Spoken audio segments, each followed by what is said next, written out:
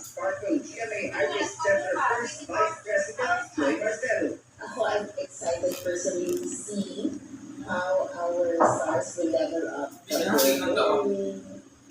styling. So I'm very excited to see that.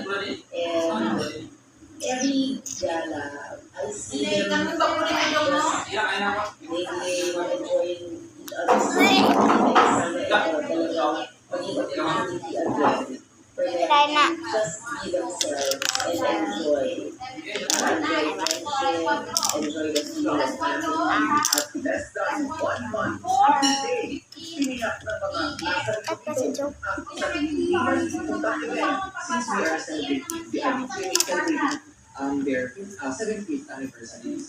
Yes.